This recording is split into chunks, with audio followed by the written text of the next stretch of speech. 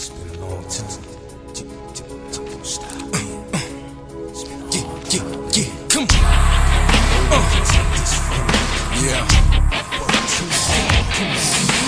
it's my life, my time, my rights, my rhymes, my grind, my struggle, hustle, sweat in my blood too. A predator smells fear, I smell a lot. My competitors fled scared, cause they smelled I was hot.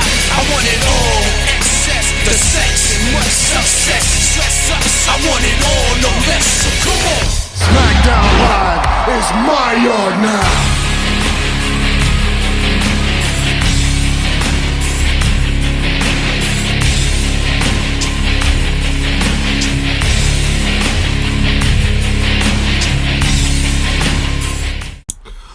What up, it's your boy T-Bird here on the reaction though. First off, RIP to the late great John Witherspoon, who passed away last night. At age 77. He will be missed though. So back onto the usual scheduled program, which is Wrestling Wednesday. So, in honor of Halloween, I'm about to do the reaction to this video from Tap Out Corner called WWE Wrestler Who Played Horror Movie Monsters. So you know WWE and wrestling in general have their share of monstrous and scary gimmicks. Well, some of these wrestlers, whether they known for their scary gimmicks or not, had their shots in the entertainment world and the horror movie segment of movies. So without further ado, let's check out some WWE wrestlers who played horror movie monsters, such as Kane, his infamous See No Evil, and many others. Let's get it. Oh shit.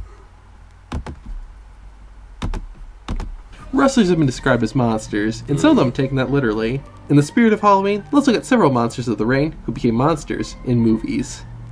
First up is Santa Sleigh. In this movie, Goldberg plays the role of Santa Claus, but he's not your typical holly jolly Saint Nick. It's explained that Santa Claus is actually the son of Satan, and after being forced to deliver gifts, and be an all-around good guy for 1,000 years, he's finally able to return and start killing people.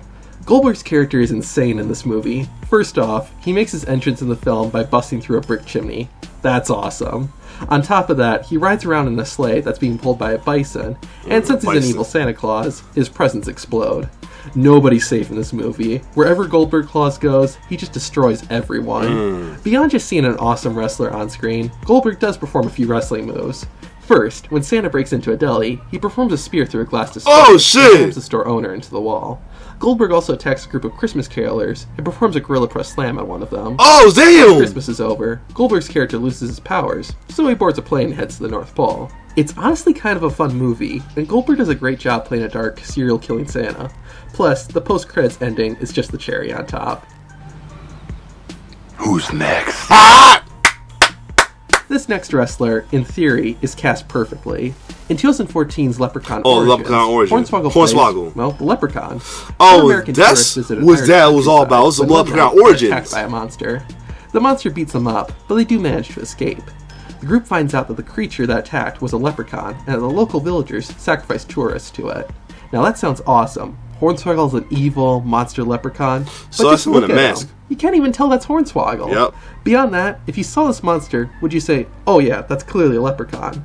No, he looks more like a goblin or something. What's sad is that this is what the leprechaun looked like in the first movie from 1993. Imagine how awesome it would be to see Hornswoggle dressed as something like that. Back to the movie, the leprechaun starts killing off the tourists one by one, but it's ultimately his lust for gold that's his undoing. The last character alive distracts the leprechaun by throwing some gold coins in the air and delivering the finishing blow. This one isn't that great for a number of reasons, so let's just move on. This next film features a wrestler who's born to play a horror movie monster, as Kane takes on the role of Jacob Goodnight. The setup involves a group of juvenile delinquents tasked with going to an abandoned hotel and cleaning it up so it can be turned into a homeless shelter. During the night, two of the teens start exploring the building until they get separated and Kane's character appears. His primary weapon is a hook on a chain, which he uses to drag his first victim into an elevator. He eventually starts using an axe too, but I think the hook is more unique. One cool detail is that typically before Jacob Goodnight appears, you'll hear and see some flies buzzing around as a sign that he's nearby.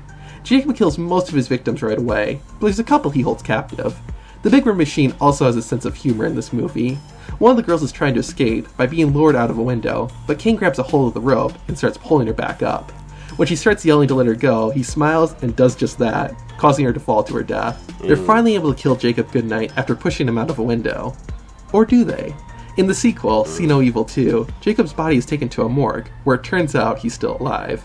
Just like Kane did in real life, Jacob Goodnight puts on a mask and starts going on a killing spree across the building. He even brings out the hook and chain again. This time, they finish Jacob off by stabbing him with a tube and pumping a bunch of emboldening chemicals into him. However, that's still not enough to take the man down. At the very end, the last guy is trying to leave, only to realize Jacob Goodnight followed him and then gets immediately killed. Kane's character isn't my favorite movie monster, but it is cool that we got to see him play a horror villain. I'm mad to watch. Technically, this wrestler played a horror movie monster, but I'm mad to watch that on Kill Counts by Dead Meat. Shout out to Dead Meat's channel as well too. Well, you'll see. In Freddy vs. Jason, the two horror movie icons square off in the dream world. At one point, Jason throws Freddy across the room, and for a split moment, Rey Mysterio is the one underneath that brown hat. Shit! The master of the 619 technically played Freddy Krueger. It's pretty short, and we don't even see Mysterio's face, but it is still cool that he got to take on the role of that's a awesome. horror movie icon. We find another wrestler scaring moviegoers in the 2007 remake of Halloween. The star of the movie, Michael Myers, is played by Tyler Mane. You may remember him from the Wrestlers in Marvel Movies video I did, where he played Sabretooth in X-Men. In case you need a refresher, Tyler Mane wrestled as Big Sky in WCW, where he formed a tag team with Kevin Nash. Right. Returning to Halloween, Mane as Michael Myers breaks out of the sanitarium he's been locked in, grabs his iconic mask, and starts terrorizing the neighborhood. The victims try to fight back, but Myers is pretty durable. In fact, he gets shot 3 times in the back, and he's still not dead. Finally, a gunshot to the head seems to do it, but in the sequel, Halloween 2, we find out that he survives the bullet. Michael Myers and Jacob Goodnight must see the same health coach. Let me know which monster you thought was the best. To keep the party going, check out this video that looks at the wrestlers who appeared in the world of Sharknado. I'm Zach from Tap Out Corner, and take it easy. Wow, that's awesome. That's awesome. Like I kept wondering what happened to that Leprechaun that's supposed to star Hornswoggle, but I didn't know it became Leprechaun Origin, where he was like not recognizable. Like, because when they first advertised him, they showed him, they had him in the picture though. I thought he was gonna be himself.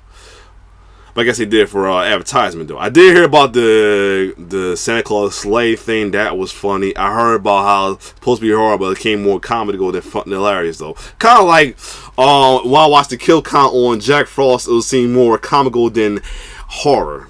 But other than that, this was a good. This actually was a good video, though. And then it actually showed clips and everything, not little still pictures and stuff like wall culture. That's why I don't dislike them, despite the talk over. But this was a good video.